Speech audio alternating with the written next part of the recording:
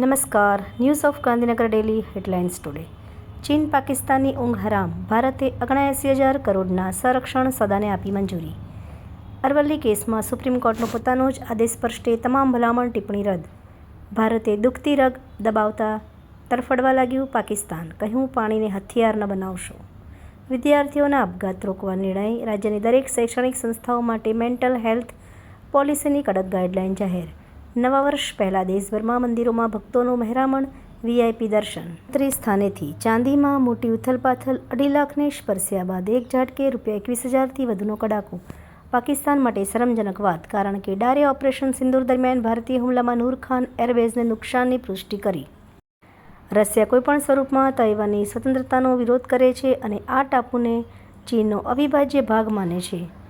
જોકે યુક્રેન વાતચીત દ્વારા શાંતિ પ્રાપ્ત કરવામાં નિષ્ફળ જાય તો ખાસ લશ્કરી કાર્યવાહી કરવામાં આવશે. રશિયન પ્રમુખ રાષ્ટ્રપતિ શ્રીમતી દ્રૌપદી મુર્મુએ કર્ણાટકમાં આઈએનએસ વાકશીર પર દરિયાઈ સફર હાથ ધરી. સેરેમોનિયલ પરેડમાં ગાંધીનગર પોલીસનું શક્તિ પ્રદર્શન. આતંકી હુમલો હોય કે તોફાનો, રેન્જ આઈજીની હાજરીમાં પોલીસે કૌવત બતાવ્યું.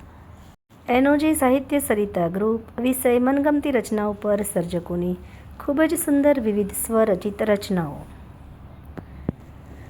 આ ઉપરાંત મુખ્ય સમાચારમાં આગળ જોઈએ તો બેકાર તરીકેનું કપાળ પર ચિપકાયેલ લેબલ ભૂંસવું છે.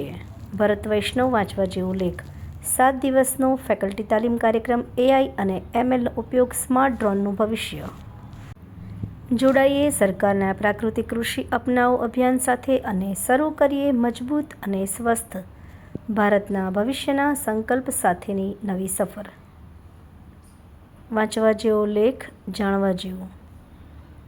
31સ્ટની ઉજવણી પર ગાંધીનગર રેન્જ પોલીસનું કડક સુરક્ષા કવચ. ફાર્મ હાઉસો સહિતના સ્થળોએ બાજ નજર રખાશે. હવે રાજ્યની ખાનગી સ્કૂલો ફી છુપાવી નહીં શકે. દાંતા તાલુકાના સમસ્ત સનાતની હિન્દુ સમાજ દ્વારા આવેદનપત્ર આપવામાં આવ્યું. ગાંધીનગરની જયશ્રી મેવાડાએ રાજ્યકક્ષાની કરાટે ટુર્નામેન્ટમાં ગોલ્ડ મેડલ હાંસલ કરી જિલ્લાનું નામ રોશન કર્યું. ડાંગના ભીલ રાજાઓ અને તેમની પ્રજા વચ્ચે સ્નેહમિલન સમારોહ યોજવા વિશેની આયોજનની મિટિંગ યોજાઈ. આભાર. મીનાક્ષી રાવલ, ગાંધીનગર. ન્યૂઝ ઓફ ગાંધીનગર દૈનિક જનફરિયાદ ન્યૂઝ.